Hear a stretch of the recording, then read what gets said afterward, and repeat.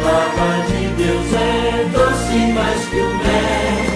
O que a toma pela fé há de ser fiel, porque Deus nos concedeu o Emanuel, rocha viva donde mana leite e mel. Graça e paz, povo de Deus, que a bênção do Senhor esteja sobre a vida de todos vocês que estão nos assistindo neste momento em nossa Escola Bíblica Dominical Online. Hoje nós vamos falar sobre um tema muito importante, que é sobre a sua participação no crescimento, no desenvolvimento da Igreja de Cristo. Mas antes de começar a aula, eu quero orar com você e pedir ao Senhor a bênção dele, para que o Espírito Santo venha nos dar entendimento, clareza, compreensão de tudo aquilo que será ministrado. Amém? Você pode orar comigo, então, se puder, feche os teus olhos neste momento e oremos ao Senhor. Se não puder fechar os olhos, não se preocupe, Deus está olhando o teu coração e Deus te conhece. Amém? Apenas oremos. Em nome de Jesus Cristo, toda honra e louvor sejam dados sempre a ti, Senhor. Nós entramos na tua presença nesta manhã dominical para estudarmos juntos a tua palavra. E quero pedir a graça do Senhor sobre cada um de nós, para que possamos compreender toda a verdade que será ensinada, para que sejamos instruídos pelo teu Espírito Santo, para que possamos nos fortalecer cada dia mais e permanecermos sempre firmes no Senhor. Abençoa, Deus, todas as pessoas que estão assistindo este vídeo neste momento e também as pessoas que irão assistir depois, posteriormente, esta aula, que todos possam aprender, Senhor, mais e mais de Ti, para a glória do Teu nome. Amém. Bom, minha gente, como eu disse, hoje o tema é ajudando no crescimento da minha igreja ou da minha comunidade. Quando a gente fala de igreja, nós precisamos entender que a igreja, ela é constituída, eu estou falando da igreja física no conceito de comunidade, ela é constituída por pessoas, ou seja, todas as pessoas que fazem parte da igreja, elas são importantes, elas são relevantes para a igreja, elas contribuem para o seu crescimento. Uma comunidade que não agrega pessoas, uma comunidade que não recebe bem as pessoas, é uma comunidade que não consegue crescer e se desenvolver. A igreja cristã primitiva, ela teve o seu crescimento baseado nas ações voluntárias, na disposição que os novos crentes tinham para ajudar na sua expansão. Então eles, além de se voluntariar, né, de se dedicar em ajudar a igreja, eles contribuíam para que essas ações pudessem ser desenvolvidas. No início, por exemplo, os apóstolos, eles cuidavam de tudo aquilo que era feito na igreja, era feito através dos apóstolos. Eles pregavam, eles cuidavam das ações sociais, administravam os recursos da igreja, mas na medida em que a igreja foi crescendo e desenvolvendo, então se viu a necessidade de constituir novas funções ou novos cargos para que a igreja continuasse na sua expansão, e é isso que nós vemos lá em Atos, no capítulo 6, no versículo 1 até o versículo 5. Esse texto, né, ele vai dizer que naqueles dias, multiplicando-se o número dos discípulos ou dos seguidores de Jesus. Então, o evangelho começou a expandir e pessoas que não eram judeus também começaram a vir a Cristo. E com isso surgiram, então, algumas crises. Um certo escritor disse, numa ocasião, que se você quer que a tua igreja cresça, tem que estar preparado para a crise, porque o ajuntamento de pessoas e pessoas com culturas diferentes, né, padrões diferentes, vai trazer algumas situações de crise. No caso aqui de Atos capítulo 6, o que acontece? As viúvas dos estrangeiros, elas estavam sendo esquecidas, na hora da ação social, na hora da distribuição diária que os apóstolos faziam, de alimento, de dinheiro. Então, eles começaram a reclamar, os estrangeiros, né, começaram a reclamar. E por que eles reclamaram? Por causa da injustiça entre os judeus, que estavam sendo priorizados, em detrimento dos não-judeus. E os apóstolos ficaram preocupados com essa situação, mas ao mesmo tempo a Bíblia diz que eles disseram entre si, olha, nós não podemos, não é razoável abandonarmos a palavra de Deus, o ensinamento da palavra de Deus, para servir as refeições, para servir as pessoas. Então nós precisamos escolher alguém, um grupo de pessoas que possam cumprir essa tarefa e nos deixar livres para continuar fazendo aquilo que sempre fizemos, que é pregar a palavra, ensinar a palavra. E isso pareceu bem aos olhos das pessoas, né?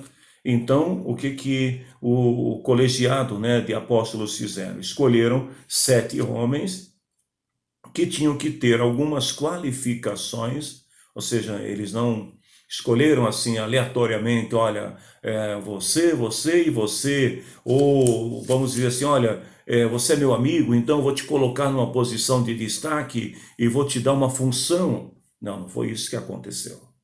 A Bíblia diz que eles escolheram 7 homens, mas esses homens tinham que ter o quê? Boa reputação. Tinham que ter uma boa conduta aos olhos das pessoas. Esses homens tinham que ser cheios do Espírito Santo. Então, para ser cheio do Espírito Santo, é natural que deveriam ser pessoas de oração, que tinham comunhão com Deus. Não eram leigos, eram pessoas que já tinham alguma experiência nesta caminhada com Jesus. Eles tinham que também ter sabedoria. A sabedoria para saber lidar com as questões, com as situações, com os diferentes grupos que estavam surgindo dentro da igreja. Então os apóstolos escolhem esses homens, né, e colocam eles para servir numa função de servidores ou de diáconos, que é a expressão comum que nós conhecemos. Eles seriam servidores, eles iam servir as pessoas e com isso é claro que eles apaziguaram aquela situação. Mas o que nós vamos ver em outros eventos é que na medida que a igreja ia crescendo, os problemas também iam surgindo, né? Diferentes problemas, diferentes naturezas começaram a surgir. Então houve a necessidade que surgissem novas funções ministeriais dentro da igreja. De repente os apóstolos já não estavam conseguindo fazer tudo sozinho, né? Estabelecer, né? Plantar uma igreja, ensinar, orar pelos enfermos, evangelizar, cuidar da manutenção do local, servir as pessoas nas ações práticas, socorrer as pessoas nas suas necessidades. Então, novas funções começaram a surgir e na medida que essas funções surgiam, então novas pessoas eram convidadas segundo a direção do Espírito Santo de Deus e a aprovação do colegiado apostólico para servirem nessas funções. O que nós vemos aqui, portanto, é que uma comunidade, uma igreja, ela não se constitui apenas na figura de uma pessoa, de um líder. Eu vejo algumas pessoas que costumam dar nomes, né, a ministério, tipo Ministério Fulano de Tal, né? Na verdade, isto fere um princípio bíblico de que uma pessoa sozinha possa fazer tudo. O ministério, né, é de todos, ou seja, o serviço é de todos. Todos devem servir a igreja do Senhor. Um líder sozinho não consegue fazer uma igreja crescer. Ele vai precisar de auxiliares, vai precisar de pessoas que ajudem. Vamos falar da igreja contemporânea. Ele precisa ter pessoas auxiliando em diferentes áreas, inclusive hoje, atualmente, na área da tecnologia também, da tecnologia da informação, na publicação, edição de vídeos. Existem uma infinidade de áreas que precisam ser ocupadas dentro da igreja, e para isso a igreja, a comunidade, precisa o quê? Precisa de pessoas. Mas ela precisa de pessoas que acreditem na visão que Deus deu ao líder e que ajudem o seu líder no dia a dia a alcançar esta visão, que não deve ser uma visão pessoal, unilateral, mas uma visão de reino de Deus. Uma pergunta comum que surge em relação a ministérios, serviços na igreja é: qual o tempo que eu devo dedicar à igreja? E quando a gente lê lá, por exemplo, em Marcos, capítulo 4, versículo 18 até o 22, nós vamos ver que Jesus estava andando à beira do lago da Galileia e ele viu dois irmãos que eram pescadores, Simão, também chamado de Pedro, e André. O que Simão e André estavam fazendo? Estavam trabalhando, eles eram pescadores. E diz aqui a Bíblia que eles estavam no lago pescando com eles. Então eles não estavam ociosos, eles não estavam de boa, eles estavam trabalhando. E aí Jesus chegou para eles e falou assim: venham comigo, que eu ensinarei vocês a pescar gente. Versículo 20, eles largaram tudo, ou seja, largaram as redes e foram ter com Jesus. Um pouco mais adiante, Jesus viu outros dois irmãos. Quem eram? Tiago e João, filhos de Zebedeu. E eles estavam no barco junto com o pai, consertando as redes. O que Tiago e João estavam fazendo? Trabalhando, consertando as redes com o seu pai. Jesus chamou os dois e no mesmo instante eles deixaram o pai, deixaram o barco e foram com Jesus. O que nós aprendemos nessa lição, primeiro, é que Deus não chama pessoas ociosas, pessoas preguiçosas, pessoas que não gostam de se ocupar, de trabalhar. Deus sempre vai chamar pessoas que já estejam fazendo alguma coisa, que têm habilidade para fazer, que têm prazer em fazer, em trabalhar, mas que compreende o chamado de Deus. Então, no caso desses quatro aqui, nós vimos que eles estavam trabalhando.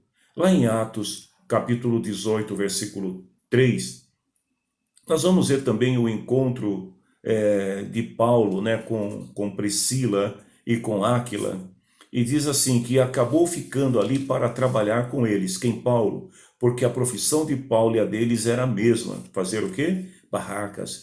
Então nós vemos que o apóstolo Paulo também estava ocupado numa tarefa. Ele tinha uma profissão, uma habilidade, que era fazer barracas. Em 1 Coríntios capítulo 9, versículo 6, nós vamos ver Paulo questionando, né, acerca de uma coisa que já era comum naquela época. Esses homens que eram profissionais numa determinada área, que deixaram o que estavam fazendo para servir a Jesus, passaram a receber, né, ajuda, ou seja, a serem custeados pelas comunidades cristãs. Só que Paulo, ele tinha um conceito um pouco diferente, não só Paulo, Barnabé. E Paulo fala assim: será que Barnabé e eu somos os únicos que temos que trabalhar para nos sustentar? A primeira impressão que a gente tem é que Paulo, ele não concordava que as igrejas ajudassem, que os irmãos ajudassem os seus líderes, que dessem aos seus líderes um salário digno para que eles pudessem servir a igreja do Senhor. Mas não é bem isso que a gente... aliás, não é bem isso que a palavra de Deus está dizendo, que o texto está dizendo. Voltando à primeira passagem, então a gente vê que tanto Pedro, né, quanto André, Tiago e João, eles abandonaram tudo, deixaram tudo para servir a Jesus. Então eles deixaram o trabalho deles e foram servir a Jesus. E aí eu te pergunto, né, quem financiou a decisão desses dois homens? Nós sabemos que Pedro era casado, ele tinha família. Jesus curou a sogra de Pedro, está na Bíblia. Então nós sabemos que Pedro tinha uma família. Provavelmente os outros também tinham as suas famílias, que tinham as suas despesas, os seus compromissos. E quem é que financiou tudo isso? Ou você acha que eles passaram a viver da fé? Eu deixei tudo para servir a Jesus e agora, como num passe de mágica, as coisas vão acontecer e o dinheiro vai cair do céu. Não. Alguém financiou. Nós vamos ver isso mais adiante. Na passagem de Paulo, por exemplo, a gente vê que Paulo ele se ocupava de uma atividade profissional para o seu sustento. Paulo era o mais novo no colegiado apostólico, né? Porém, nós vamos ver mais adiante que foi uma opção de Paulo. Paulo optou por não receber salário das igrejas. Então, não é que Paulo era contrário aos apóstolos que recebiam salário da igreja ou das igrejas. Não, é que Paulo, por uma opção pessoal própria, ele decidiu que não receberia ajuda da igreja. Atualmente, a gente enfrenta as mesmas situações em relação a pessoas e ministérios, né? E aí vem a pergunta, quem é que financia os obreiros que são chamados para servir a igreja? Como é que eles se mantêm? Nesse período que nós estamos vivendo agora, de pandemia, igrejas não estão realizando seus cultos. Eu fico imaginando, principalmente igrejas menores, como é que seus líderes estão fazendo para se manter? As igrejas que pagam aluguel, líderes que se dedicam integralmente para servir a igreja, que deixaram suas profissões, seu trabalho, alguns pagam aluguel. E como é que fica a situação desses homens? Quem é que sustenta? Quem é que mantém tudo isso? Alguém vai dizer assim, é Deus.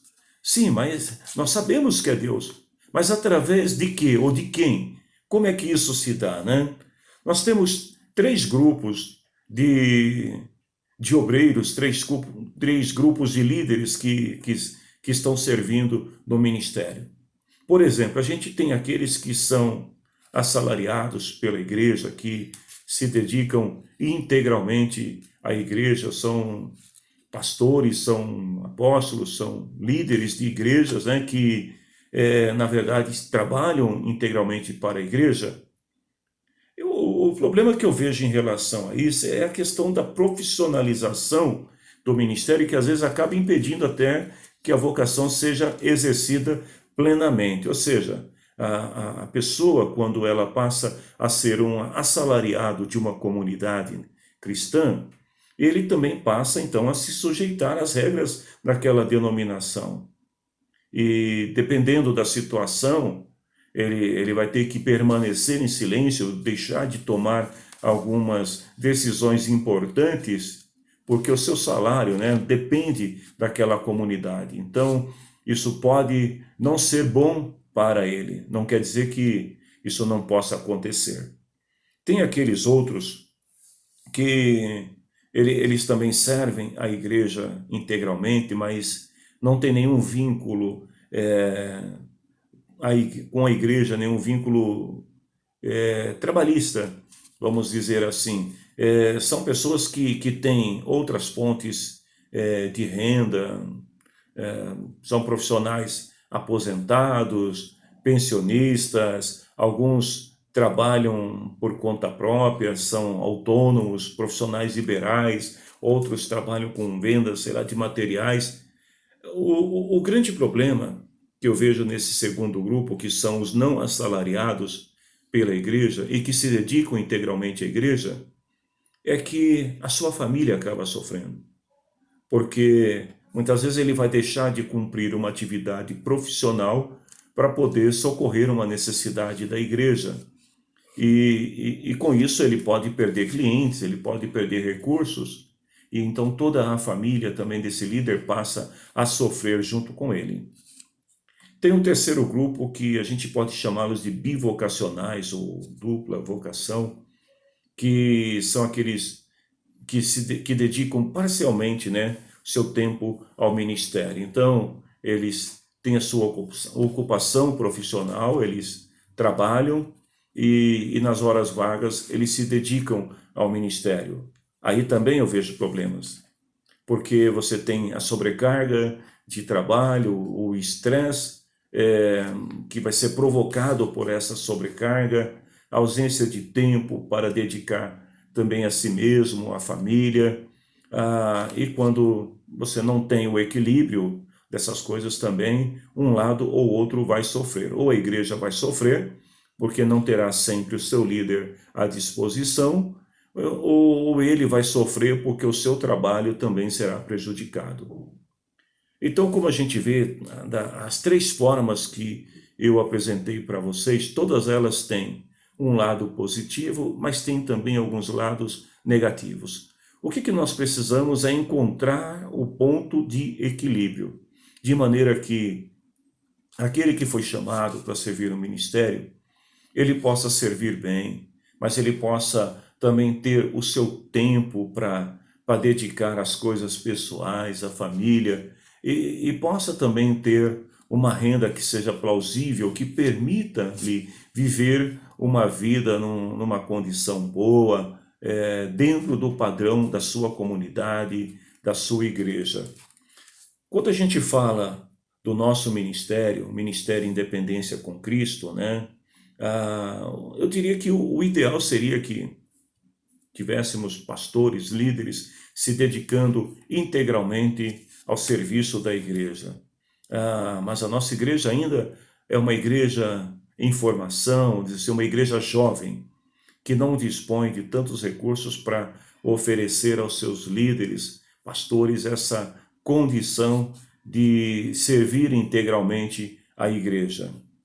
Então, eu espero, né, em Deus que com o crescimento da igreja, com a sua expansão, nós possamos ter pelo menos um ou dois pastores que tenham essa disponibilidade para poder servir a igreja sempre que fizer necessário. O apóstolo Paulo, né, vamos voltar à história de Paulo, a gente vai ver que Paulo mesmo, ele começa o seu ministério sendo bivocacionado. Paulo o construtor de barracas, de tendas, Paulo o apóstolo. Porém, mais adiante a gente vai ver, quando Paulo chega lá em Corintos, né, em Atos capítulo 18, se não me falha a memória, eu acho que é 18, versículo 1 até os 5 por aí, nós vamos ver que Paulo, com o tempo, ele também se viu obrigado a servir integralmente no ministério. Porque quando Paulo começa, né, a plantar igreja, Paulo tinha disponibilidade para fazer as suas barracas e conciliar com a atividade ministerial. Mas chega um determinado momento na vida de Paulo que ele precisa se dedicar integralmente ao ministério. Então Paulo não consegue mais conciliar as duas coisas. E lá em Atos, eu disse para você Atos 18, sim, é Atos 18, versículo 1 até o 5, diz assim, que depois disso Paulo saiu de Atenas e foi para a cidade de Corinto. Encontrou ali um judeu chamado Áquila, que era da província de Ponto. Fazia pouco tempo que ele tinha chegado da Itália com Priscila, sua esposa. Eles tinham saído de lá porque o imperador Cláudio havia mandado que todos os judeus fossem embora de Roma. Paulo foi visitá-los e acabou ficando ali para trabalhar com eles, porque a profissão de Paulo e a deles era a mesma, isto é, fazer barracas. E todos os sábados ele falava na sinagoga e procurava convencer os judeus e os não-judeus. Depois que Silas e Timóteo chegaram da província de Macedônia, Paulo começou a dar todo o seu tempo para anunciar a mensagem. Atos capítulo 18, versículo 5, na linguagem de hoje. Paulo começou a dar todo o seu tempo para anunciar a mensagem. E ele afirmava aos judeus que Jesus é o Messias. Então note que nos versículos anteriores, Paulo chega em Corinto e ele se associa ali com Priscila, com Áquila e começa a fazer tenda com eles. Mas logo que Silas e Timóteo, chegam também àquela localidade, Paulo se vê no dever de dedicar mais tempo para servir a igreja do Senhor. Então Paulo, ele deixa de lado a sua carreira profissional e passa a se dedicar integralmente à igreja do Senhor. É o que acontece com muitas igrejas, O tempo passa, a igreja vai se desenvolvendo, ela vai crescendo. Boa parte das igrejas, elas nascem a partir de um pequeno grupo, uma reunião familiar. As pessoas começam a se reunir, começam a orar, buscar ao Senhor, e daqui a pouco outras pessoas vão se agregando e o grupo vai crescendo. Quando menos se espera, olha, precisamos alugar um imóvel, precisamos ampliar, e aí vão para um imóvel, chega ali, as coisas começam a crescer mais ainda, então vem crianças, ministério infantil, jovens, ministério de juventude, as mulheres começam a se organizar, ministério de mulheres, os homens também não vão ficar para trás, então, ministério de homens. Nós precisamos ter pessoas para poder conduzir a igreja durante um momento de louvor, de celebração, de adoração. Então, precisamos de ministério de louvor, precisamos de músicos, e a igreja vai crescendo. Olha, o povo está chegando, precisamos de discipulado, precisamos instruir a igreja, escola bíblica, precisamos formar líderes, escola de obreiros. As coisas vão acontecendo gradativamente. E algumas dessas igrejas, elas acabam desenvolvendo uma estrutura no modelo empresarial. Ou seja, ela chega numa condição em que vai ser obrigado a ter pessoas ali com mais tempo disponível para poder servir a igreja. A igreja não vai poder ficar fechada durante todo o dia e só abrir 2 ou 3 vezes por semana para reuniões de culto. As pessoas, os ministérios constituídos precisam ensaiar, então precisam de horário na igreja, cursos surgem na igreja, então precisa, e as coisas vão acontecendo, e aí chega uma hora que o líder, ele não tem muitas opções, ou ele deixa tudo o que ele estava fazendo na vida profissional, secular, para se dedicar integralmente à igreja, ou ele vai ter que colocar alguém que possa fazer isso. Porque a igreja vai exigir cada vez mais a presença de um líder, de um solucionador de conflitos, de um pastor, de um conselheiro, de um administrador, para poder gerir toda essa estrutura. E aí um dos problemas também que a gente vê em relação ao ministério integral, como servir bem a sua igreja, a sua comunidade, é que geralmente, quando alguém passa a servir integralmente a igreja, isso também passa a gerar custos, despesas para a igreja. Esse é uma das questões. E o outro é o despreparo para o ministério eclesiástico.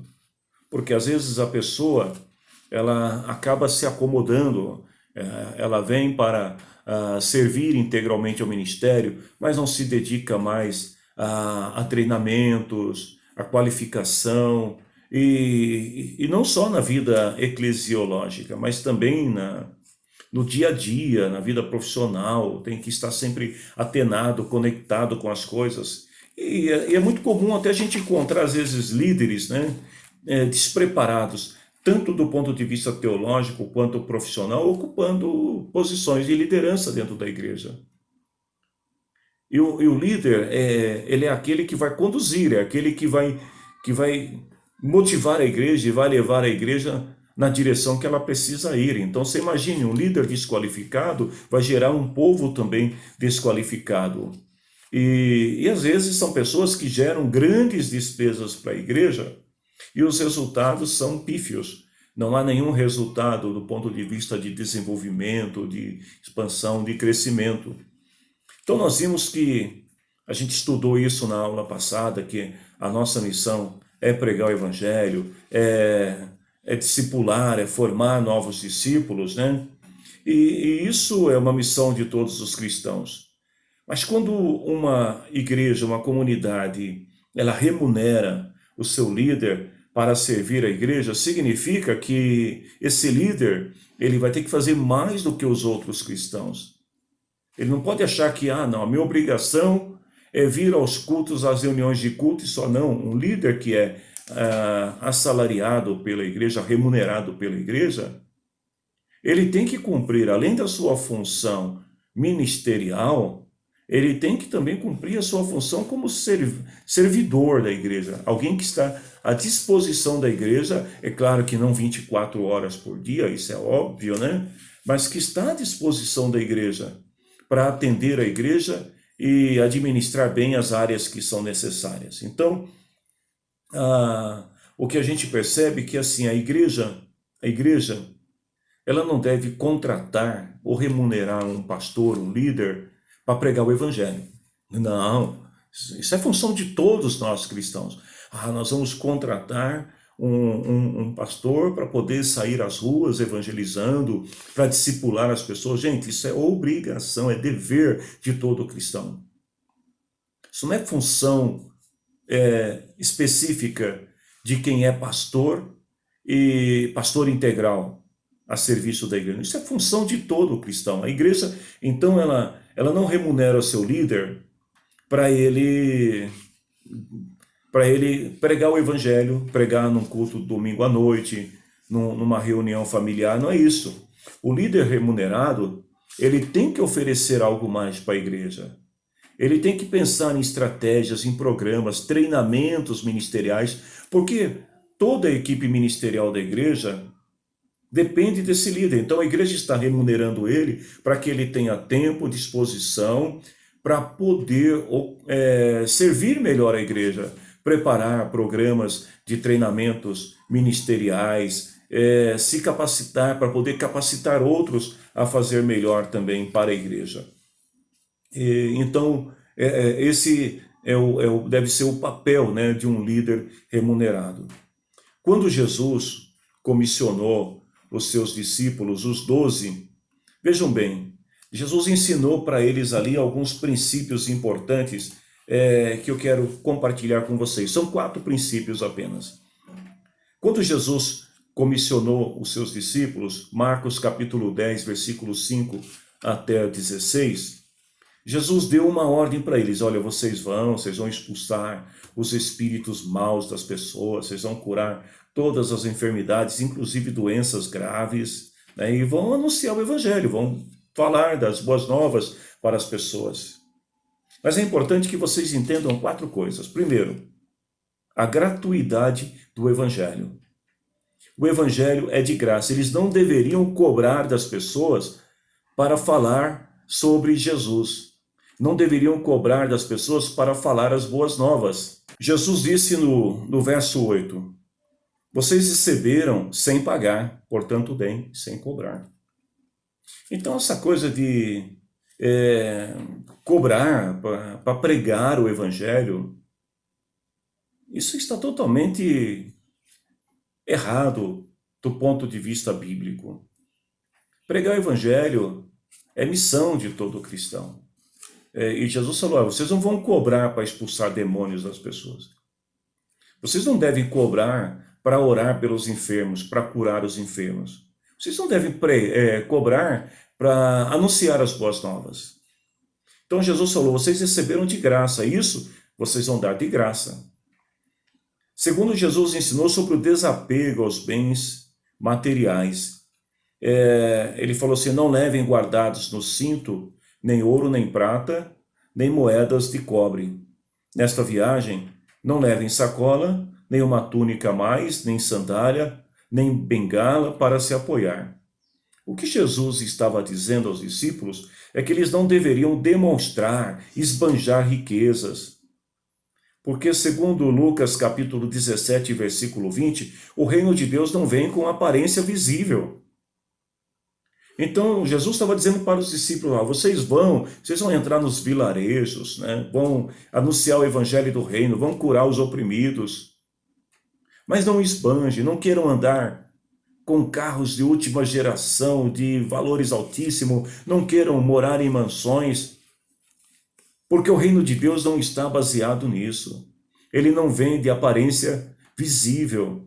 Sejam comuns como as pessoas. Ajam como pessoas normais. Terceiro, Jesus ensinou no versículo 10, lá no final do versículo 10 e 11, o seguinte, ele falou, olha, todo trabalhador tem o direito de receber o que precisa para viver. Então, quando entrarem numa cidade ou povoado, procure alguém que queira recebê-los e fique hospedados na casa dessa pessoa até ir embora daquele lugar. Então, Jesus está falando aqui do direito do trabalhador. Ou seja, Jesus está dizendo, olha, que, primeiro, vocês não devem ostentar riqueza, mas vocês têm o direito de viver, e viver bem. Viver de forma digna.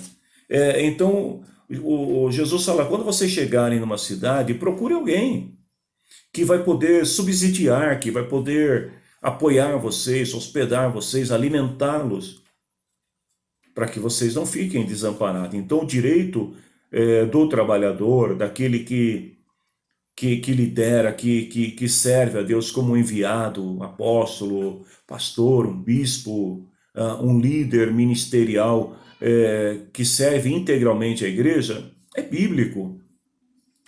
Mas Jesus deixa bem claro, olha, ele é digno de receber o trabalho, o salário que precisa para viver. E aí eu te pergunto, será que todos que recebem, estão recebendo aquilo que é digno para viver? Em quarto, Jesus fala sobre a rejeição à palavra. No verso 14, ele fala, se em alguma casa ou cidade as pessoas não quiserem recebê-los e nem ouvi-los, saiam daquele lugar. E na saída sacudam o pé das suas sandálias como sinal de protesto contra aquelas pessoas. Então o que Jesus estava ensinando aqui? Primeiro, que a igreja não deve ignorar o trabalho daqueles que se dedicam integralmente a ela.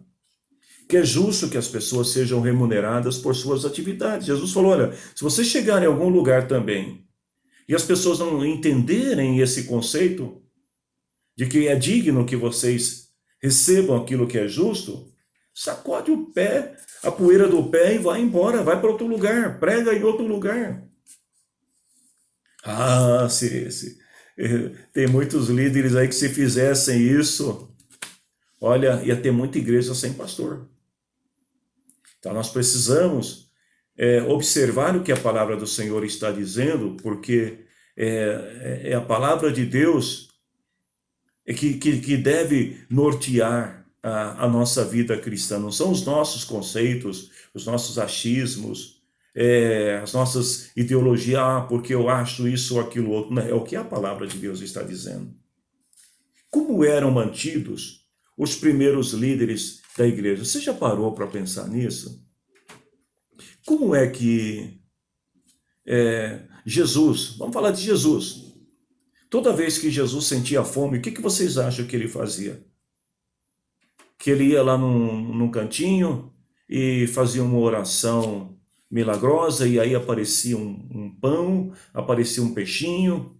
Quando as vestes estavam gastas, Jesus subia lá no monte, orava e aparecia uma nova veste. Como é que você acha que era? Se Jesus e os discípulos estavam servindo integralmente cumprindo uma missão naqueles dias de visitar cidades, aldeias. Quem é que bancava tudo isso? Lucas capítulo 8, versículo 1 até o versículo 3, diz o seguinte, que as ofertas de Jesus, boa parte dessas ofertas, provinham principalmente das senhoras ricas. Diz que algum tempo depois Jesus saiu e viajou por cidades e povoados anunciando a boa notícia do reino de Deus. Os 12 discípulos foram com ele, gente. Então, imagine aqui, além de Jesus, tinha mais 12, no mínimo aqui, acompanhando ele, 12 auxiliares. E também algumas mulheres que haviam sido livradas de espíritos maus e curadas de doenças. Eram Maria, chamada Madalena, de quem tinham sido expulsos 7 demônios, Joana, mulher de Cusa, que era alto funcionário do governo de Herodes, Susana e muitas outras mulheres que com seus próprios recursos ajudavam Jesus e os seus discípulos. Às vezes a gente ouve crentes dizendo assim, porque o pastor da igreja tal viajou para tal país para pregar, para fazer missões. Porque o pastor da outra igreja, você viu o carro que ele tem, a casa em que ele mora? E aí eu te pergunto, com que recurso? Se você quer que o teu pastor também seja abençoado como outro, invista no ministério do seu pastor. Invista no ministério do seu líder. Essas mulheres, elas propiciaram a Jesus os recursos para que ele pudesse viajar por cidades e povoados anunciando o evangelho do reino. Outro detalhe importante é que o sistema de contribuição também era organizado, tanto que Jesus tinha escolhido um dos 12, o nome dele era Judas, para tomar conta do caixa. Então Judas, toda oferta que entrava, Judas, ele colocava na sacolinha ali, e na hora de pagar as contas, ele pagava as contas, e aí diz aqui que Jesus tinha mandado que ele comprasse alguma coisa para a festa ou desse alguma ajuda para os pobres. Então Judas, ele organizava, administrava as finanças. Mas um pouco antes, ainda em João capítulo 12, versículo 6, a gente vê que Judas ele não era muito correto em relação aos recursos que entravam. Então, diz aqui a Bíblia que Judas era ladrão. O dinheiro entrava com uma finalidade, que era manter o ministério de Jesus, atender as pessoas necessitadas que procuravam Jesus, mas diz aqui que ele tomava conta da bolsa de dinheiro e costumava tirar do que punham nela. Tesoureiro ladrão. E aí quando você vê nos dias de hoje situações semelhantes acontecendo, você põe a mão na cabeça e fala, meu Deus, é o fim do mundo, o que está acontecendo? Gente, isso aconteceu lá atrás no ministério de Jesus. Jesus tinha no seu colegiado apostólico, ali entre os 12, um tesoureiro ladrão, gente. O cara metia a mão. Ele tirava literalmente parte do dinheiro para ele. E quando não deu para tirar mais, ele vendeu Jesus. Não é diferente dos dias de hoje. Então não fique escandalizado com essas notícias que você vê na televisão, nos jornais, falando isto ou aquilo ou outro, porque isso é mistério que aconteça. Está na Bíblia, isso acontecia antes e vai continuar acontecendo até que Cristo volte e leve a igreja. Porém, a gente vai ver também que naquela época era comum as pessoas vender propriedades para ofertar à igreja. Lá em Atos capítulo 2, versículo 45, a gente vê que os cristãos vendiam propriedades e outras coisas. Não era só propriedade, também outras coisas que eles tinham.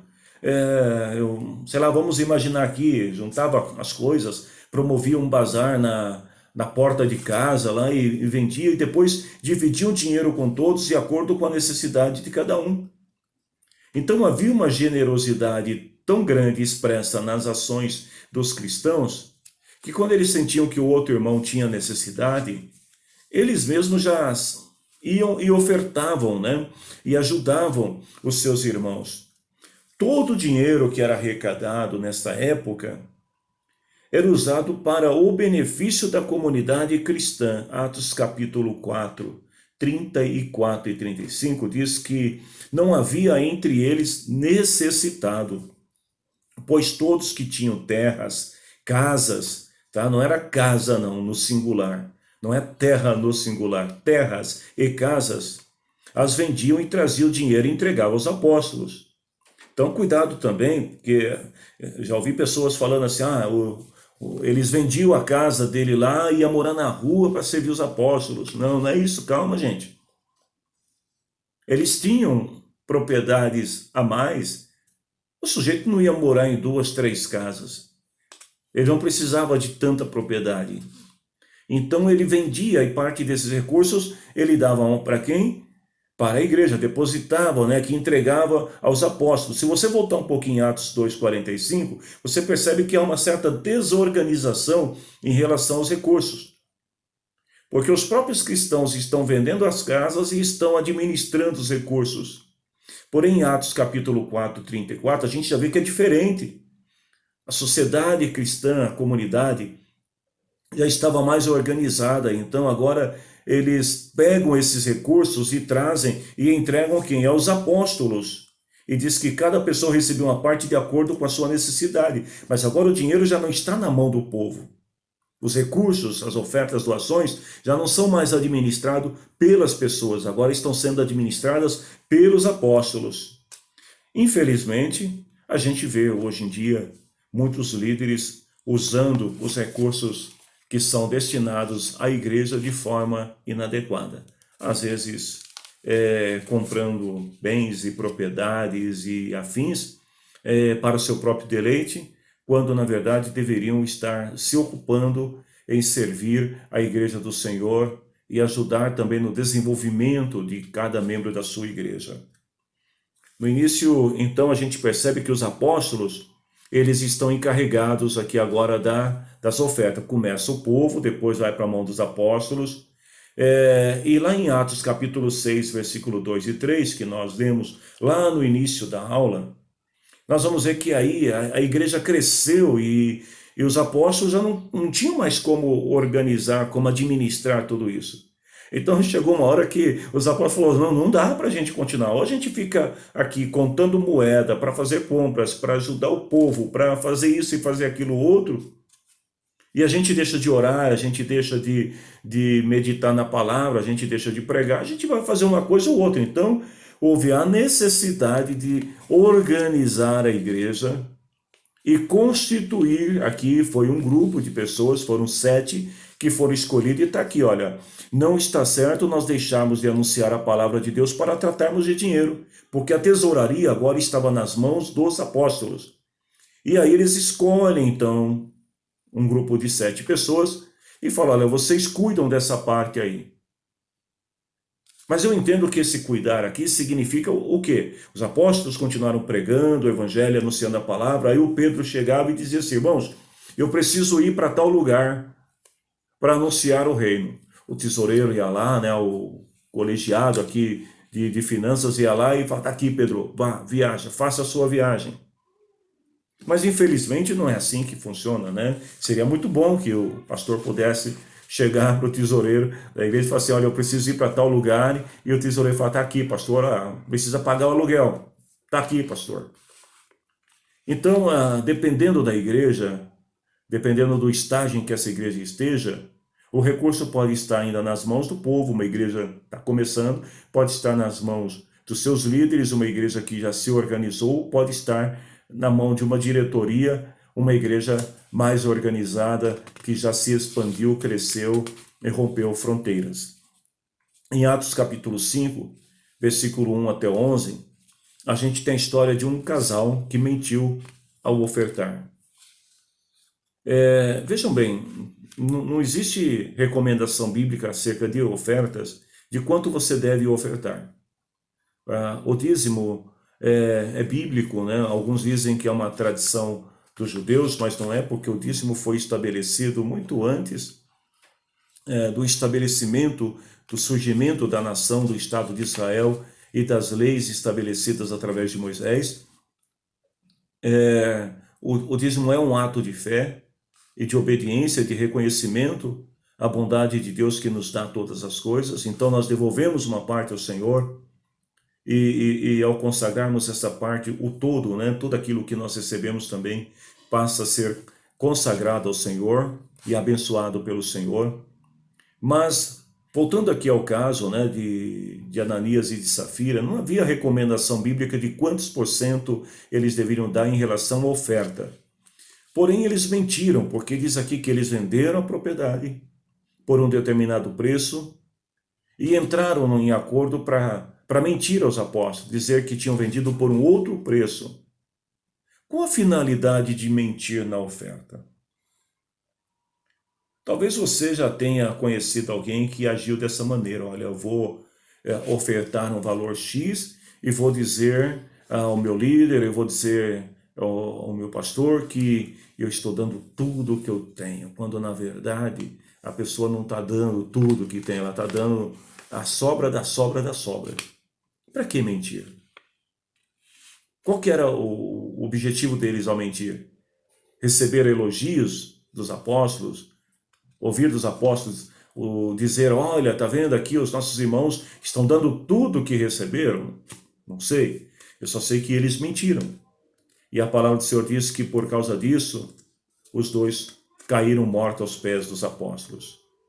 Existem muitas referências na Bíblia sobre contribuição no Novo Testamento. Por exemplo, lá em Romanos, no capítulo 15, versículo 25 até o versículo 28, está escrito, mas agora vou a Jerusalém a serviço do povo de Deus que vive ali. Paulo está dizendo, olha, eu estou indo para servir. Não era lazer, não era passeio, né? Mas Paulo está indo aqui, né? Usando dos recursos, das ofertas que lhe eram dadas para servir o povo de Deus. Pois as igrejas das províncias da Macedônia e de Acaia resolveram dar uma oferta para ajudar as pessoas do povo de Deus em Jerusalém que estão necessitadas. Então a gente vê aqui que uma igreja ajudando outra igreja, uma igreja contribuindo, cooperando com a necessidade de outra igreja. E Paulo diz, os próprios cristãos da Macedônia e da Acaia resolveram fazer isso, mas de fato eles têm a obrigação de ajudar aqueles necessitados. Por que Paulo diz que eles têm obrigação?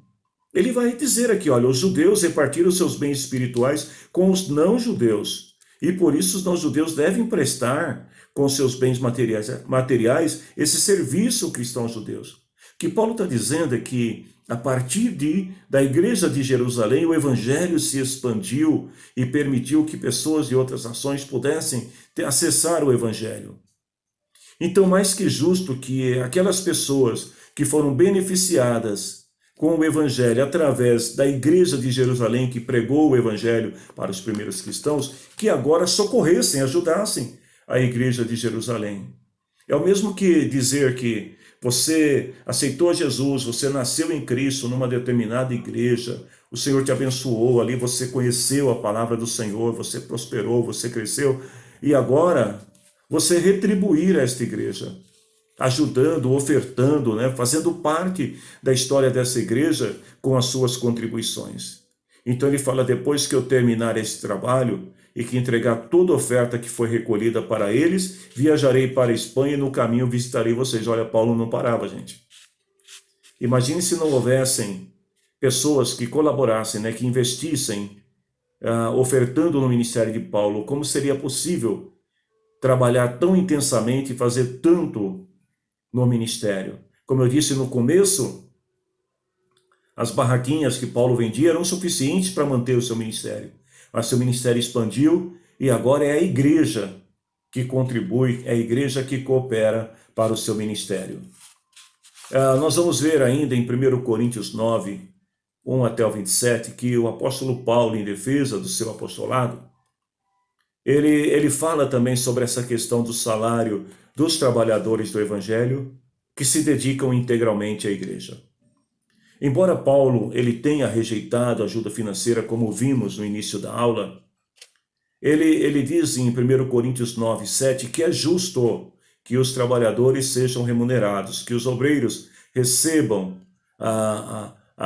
o seu soldo, o seu salário. E ele vai citar a própria lei para dizer que assim como o boi que trabalha merece comer, gente, olha a comparação que Paulo vai fazer aqui, hein? O boi que trabalha merece comer, o ministro, o líder também, seu pastor merece também. Ele diz ainda que o ministro ele tem o direito de receber um salário pelo serviço prestado à igreja, lá no verso 11 e 12 de 1 Coríntios capítulo 9. Vamos ver? 1 Coríntios 9, 11 até o 14. Ele diz assim: se temos semeado entre vocês a semente espiritual, será demais se recebermos de vocês alguma recompensa material? Então, Paulo está falando assim, se nós temos ajudado, temos contribuído no desenvolvimento da fé cristã de vocês, será que não é justo recebermos também a nossa recompensa material? Se outros têm o direito de esperar isso de vocês, será que nós não temos muito mais direito do que eles? No entanto, nós não temos usado esse direito, pelo contrário, temos aguentado tudo para não atrapalhar o evangelho de Cristo. Então, Paulo, ele sente na alma, porque ele entende que é um direito e também um dever da igreja contribuir, mas Paulo está mais preocupado em pregar o evangelho, então ele fala, para não atrapalhar, então a gente aguenta, a gente suporta, a gente passa necessidade, perseguição, como Paulo descreve acerca dos seus sofrimentos. E ele diz, certamente vocês sabem que os que trabalham no templo, é do templo que recebe seus alimentos. E sabe também que os que oferecem sacrifícios no altar, recebem uma parte da carne dos animais que são sacrificados ali. Assim o Senhor mandou também que aqueles que anunciam o evangelho vivam do trabalho de anunciar o evangelho. Meu querido irmão, irmã, igreja do Senhor, sejamos sensatos e vamos estar atentos ao que a palavra de Deus está ensinando. E vamos tratar melhor os líderes. Neste momento de crise, de pandemia, eu vejo tantas críticas nas redes sociais de pessoas falando isso e aquilo outro, e contra pastores, contra líderes.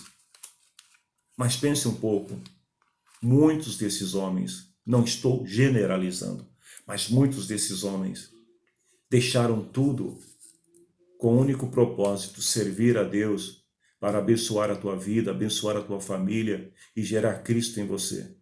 Então, seja generoso, seja amoroso com seus líderes. E para terminar, eu quero falar para vocês 7 coisas importantes, como você deve preparar a sua oferta e o seu dízimo, porque fazendo isso você vai estar contribuindo para o desenvolvimento da sua igreja, para o crescimento da sua comunidade. Primeiro, separe a sua oferta antes do culto. Vejam bem, oferta não é ingresso, não é passaporte. Oferta não é gorjeta que você dá pelo serviço do culto. Eu estou gostando desse culto, então eu vou ofertar tanto. Nossa, esse culto não está bom, o som não está legal, os hinos não estão legal, o pregador está devagar, então hoje eu vou dar menos. Não, não é assim. Quando você vai ao culto, você vai para prestar o seu culto a Deus. Você não vai como alguém que entra num restaurante e senta à mesa e fica esperando que o garçom lhe traga o cardápio. E olha que até no restaurante, você pode sim escolher o que está no cardápio, mas você vai ter que pagar. Aliás, se você não comer nada, você vai ter que pagar também porque você ocupou o espaço de alguém. Agora, quando se trata do culto, você deve separar antes aquilo que você vai entregar ao Senhor. Senhor, o que eu tenho que dar? O que eu posso fazer? O que eu posso dar ao Senhor pelos benefícios que eu tenho alcançado dele? Então, separe a tua oferta antes. Separe de acordo com aquilo que você ganha. A palavra do Senhor lá em 1 Coríntios, capítulo 9, né, que nós citamos, e tem também em 1 Coríntios 16, 1 a 4, quando Paulo está falando aqui sobre a oferta para ajudar os cristãos na Judéia, aí ele dá uma recomendação importante, ele fala, olha, uma vez por semana, todo domingo, separe e guarde algum dinheiro de acordo com aquilo que você ganhou.